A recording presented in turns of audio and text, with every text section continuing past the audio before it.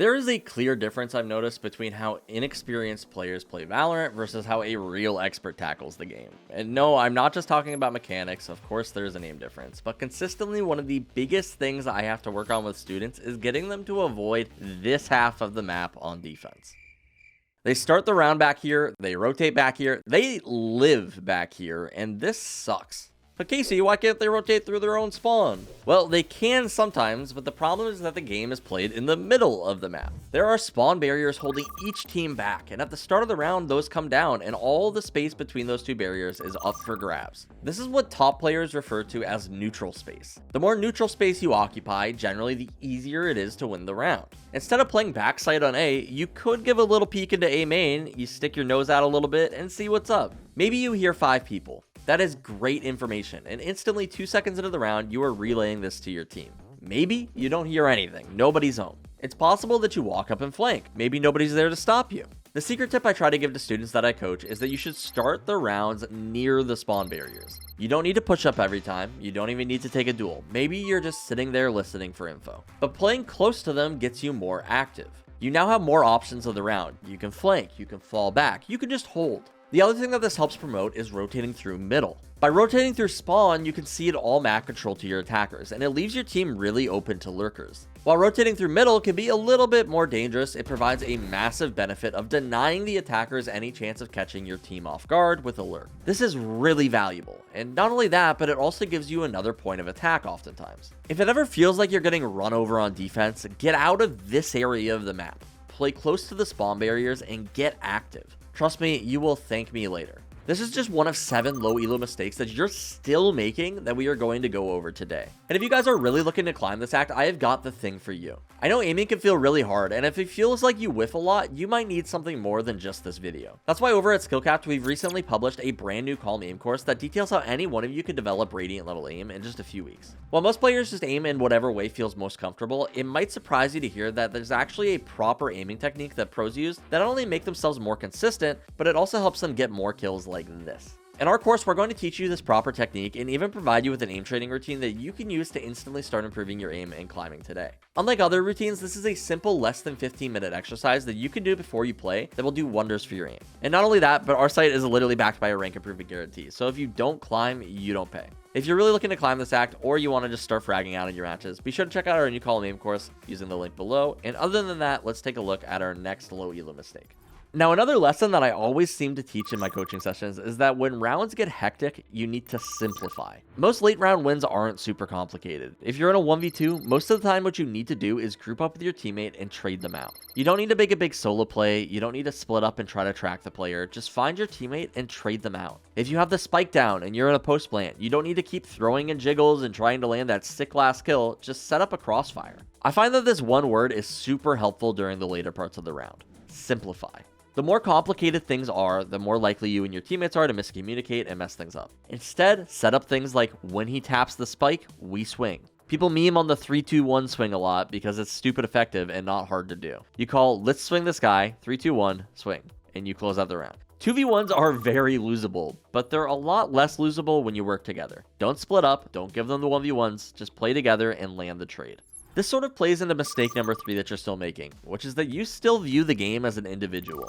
So Teo came out recently, right? And his utility is pretty crazy. Only the thing is that it's not that crazy alone. If Teo fires missiles at you, you just move. Even his ultimate is pretty avoidable. The problem with Teo comes when he combos his abilities. You combo Teo missiles with a breach stun, and that is scary. These combos are present for every agent. A Sova drone alone probably just gets shot. But if you rain a blind for the Sova drone, you can guarantee that it gets a tag, or at least forces the enemy off the angle. If you Gecko blind with a Phoenix flash, they can't exactly shoot the Gecko blind, so it's guaranteed to spot your opponents and blind them even longer. The better that players get at Valorant, the more important this becomes. Individual players aren't really scary anymore. Take a Phoenix ult for example. If Phoenix ult is running it alone, it's pretty easy to outplay. You just dodge the flash that he's going to use when he entries, and then you swing and you kill him. But if Phoenix ult is supported by his entire team behind him, it's really scary. You got this guy who can't die running at you, and behind him he has like 3 teammates ready to trade him. This is why you've got to combo your abilities together and work together. And everyone is a culprit of this. Sometimes you just don't want to be social and coordinate the stuff in rank. But I'm telling you that the good players take advantage of this. So if you want to climb out of low elo, you might need to start thinking about it. Now, mistake number 4 that you're still making in low elo is that you don't full commit to fights. Confidence is like half of the game, and if you're half committing to a fight, you might as well not take it at all. And honestly, I mean it. When you swing, you gotta swing to kill, and this extends beyond just a singular gunfight. If you're walking into a 2v4 with 0 confidence, you've already lost the round. Just save your gun, it's not worth it. There are middle grounds to this though. You don't need to full commit to a 2v4 right away. You can just wait and look to see if anyone swings you first. But when you do this, you've gotta know what you're looking for. Your headspace is, I'm looking for picks right now. That way, when the fight comes, it's exactly what you wanted. You waited for someone to swing you, and they did. And maybe you turn that 2v4 into a 2v2, and now you're like, hey, I got enough time, I'm going for this. But it's that mentality that you're confident in what you're doing. We've all played against those duelist players who swing everything. They just fight everything, and some games they might actually almost win every fight. It feels like they are impossible to play against, but that's their secret. They're not that good, they're just confident. They're taking 1v1 fights without utility, and you guys just aren't there to sit them down. But if you're able to trade the guy out, going 1-for-1 is not great. He's going to concede all map control to you guys and play spectator for the rest of the round. It's just confidence. You gotta know that you can land the shots, and when you do, crazy things can happen.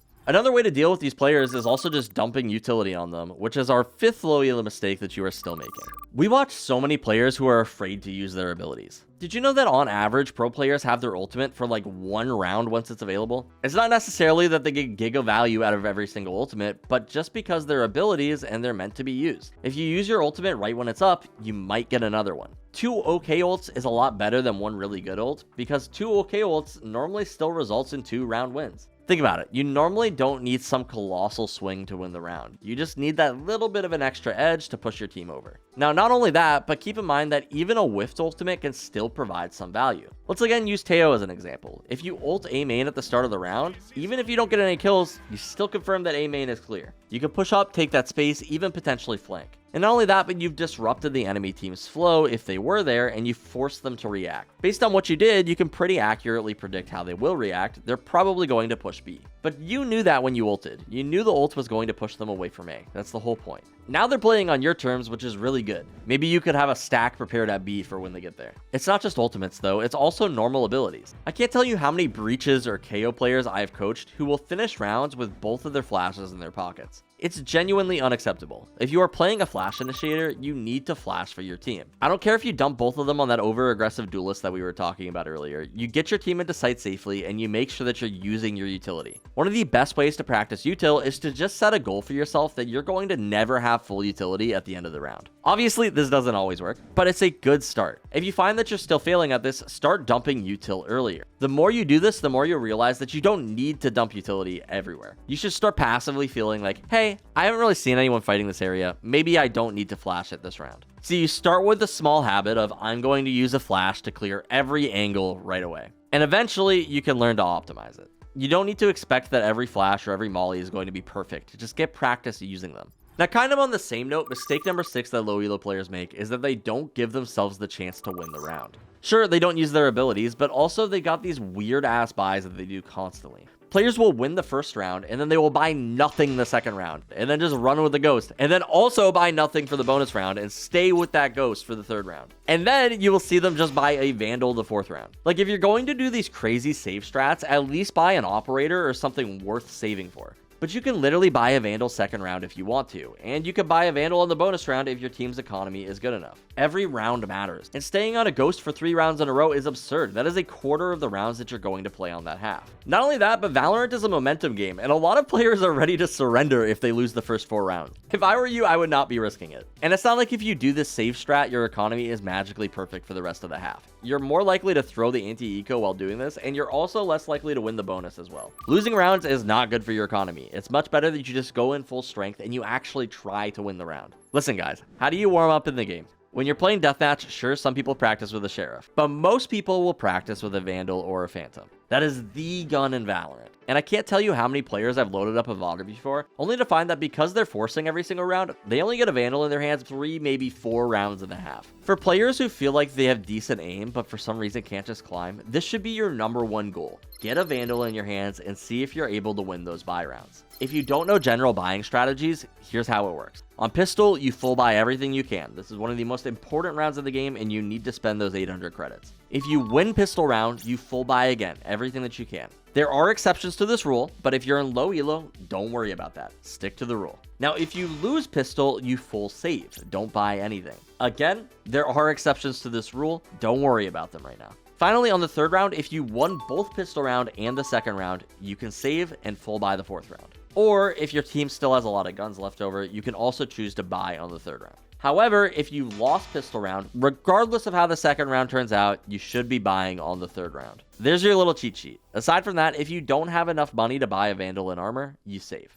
And the final mistake that we see all the time from low elo players is that they're trying to fill around what agents their team picks. Now, team comp matters, but it doesn't matter nearly as much in low elo, and here's why. Most players just aren't playing their agent correctly anyway. A Sova who is lurking is hardly an initiator, and an Omen who forgets to smoke might as well just be a duelist. A Sentinel who puts all of their utility in one spot might as well provide 0 map control. But you should know that when you pick the characters you're good at, you're going to play well. You're going to push that agent to its limits and get the absolute most value out of them that you can. Because you're picking agents that you're comfortable on. You're not just picking Cypher because your team has no Sentinel and your team says they need trips. Or you're not just picking Teo because somebody says that they need an initiator and Teo is strong right now. I don't care if you're good at Reyna, Astra, Breach, or KO, pick whatever agent you're really good at and you stick to them. Maybe when you're more comfortable, you can decide, I don't like my main agent on this map, so I'm going to play a new agent on that map. But keep things consistent. Frequently when I look at a student's tracker, in literally the same day, they will play 3 Abyss matches, and during those matches, they will play 3 different agents. The reason you want to keep everything consistent is because if your win rate while playing Breach on Abyss is low, you can accurately say that maybe there's more I could be doing with Breach on Abyss. But if your Abyss win rate is low in general, and you pick 15 different agents, you have no idea if you just suck at Abyss or if you just suck at those agents. If this was a science experiment, you want your agent to be the controlled variable. It is the thing that you choose to remain the same and you don't change it. Your win rate is the independent variable. It's the thing that you can't directly change. But you're going to see it go up and down depending on how good you are with that agent. Because you didn't change your agent pick, you will know straight up if you suck on that agent on that map. This way you don't have to wonder if I just suck on the map, if I suck at those agents, or if I just suck. You've singled out one thing and you have said, I am going to get better at Breach on Abyss. And now, as the win rate changes, you can determine if you are actually getting better. You can just straight up see it. And if you struggle with climbing, then let me tell you that we can help you out today and get you back on track and ranking up. As mentioned with our brand new Call Me Aim course, we'll teach you everything that you need to know about how aiming has developed over the last 10 years. We'll teach you the established proper technique that aim pros use to maximize their accuracy and with far less. Aiming can feel so hard sometimes, but we'll help make it stupid simple and get you ranking up in no time or your money back. Don't forget, site subscribers also get direct access to our coaches in Discord so that you can get personalized feedback just for you. Nobody understands how to climb out a low elo more than us, so if you're looking to rank up, be sure to check out SkillCapped using that link below. And other than that, my name's Casey, and I'll catch you in the next one.